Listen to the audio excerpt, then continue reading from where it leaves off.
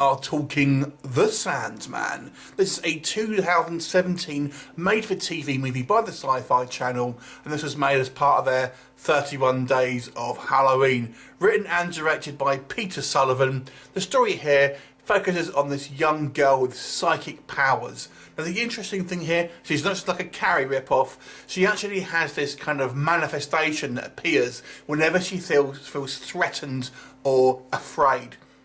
And we learn when she was young, her father used to read her this kind of like this scary children's story about the Sandman. And so she was so scared of this guy that now when she ever feels scared herself, she basically manifests this kind of like horrible effigy of this kind of like this creature, this Sandman, that basically kills anyone that is in the kind of the nearest vicinity. And the majority of the movie is spent kind of with her aunt, who's trying to protect her from both the Sandman and kind of government agent types led by Saw's Tobin Bell and B-movie legend Paul Logan, who kind of want her for their own kind of nefarious means. So what do we think of The Sandman? I've got to say, I really like the premise of this film. I thought it was quite a fun premise and kind of blends all kind of sorts of genres. This reminds me of the sci-fi movie, I think it was called Midnight Special, where you have this kind of like alien kid on the run with, you know, this guy. It kind of reminds me of that to a certain degree. Obviously it's a made-for-TV film, so you're never going to get the kind of the scope or the kind of like the intensity or gore or anything like that you will do from obviously a kind of cinema release. But nonetheless, I still feel this was a quite a fun premise with kind of lots of different distinct kind of sections within the movie.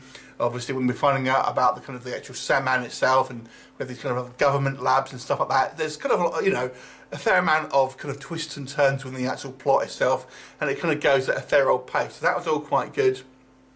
The actual Sandman creature itself looks kind of scary. It's very kind of demonic looking, kind of almost skeletal looking. I kind of liked it, and it has these kind of quite cool kind of sound effects that actually kind of quite, you know, it sounds pretty scary. I actually kind of like the character of Claire, who is the aunt. And she has this kind of like quite a nice kind of bond with the kind of her niece and stuff. Although that was kind of played quite well. But what didn't work for me, I feel here, this is let down by some writing and acting at the same kind of time. So one of my things with this movie is people's reactions to stuff are really stupid. You know, you'll have like these government agents, and you know, they're told at one point to neutralise this girl, and yet they come face to face with her and do nothing on multiple occasions. And you think, you've just been, and you were willing to do it just 10 seconds ago, but when the plot calls for it, they kind of stand there and just wait. And then when we see the actual Sandman itself and people kind of see it, their reactions are kind of like raising their eyebrows, and that's it. I mean, it's just like stupidly underplayed just to kind of move the plot from A to B, and it does it not once, but not twice, but pretty much throughout the entire movie in a variety of different kind of situations. Whenever there's kind of like some big reveal, people's reaction to stuff are either non-action or a complete kind of nonchalant attitude that is just ridiculous, and it kind of bothered me. The special effects here are a mixed bag.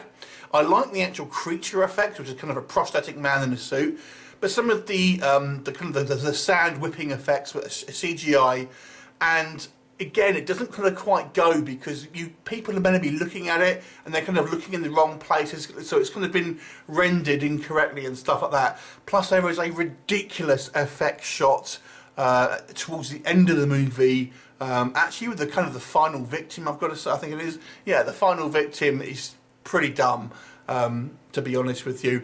And I also don't think some of the characters are particularly well written. Two I'll mention is the young girl herself. I mean, we're led to believe she doesn't have control over this thing, but there appears to be areas where she does have control and is willingly doing things. So that doesn't it kind of like contradicts itself.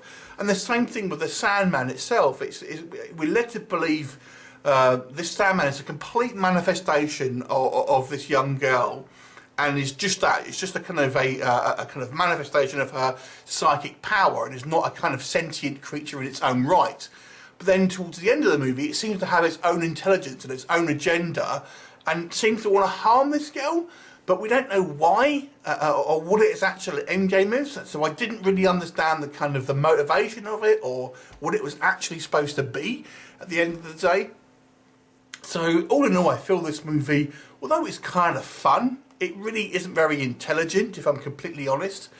And it ends up being a little bit kind of like, you know, slap your head. It comes in kind of quite a few kind of silly moments in here. Overall, though, if you kind of want a kind of a dumb creature feature, it may be worth a watch. I'll give it a 4 out of 10. Have you seen it? What did you think of it? Leave me a comment and I'll look forward to seeing you next time. Bye for now.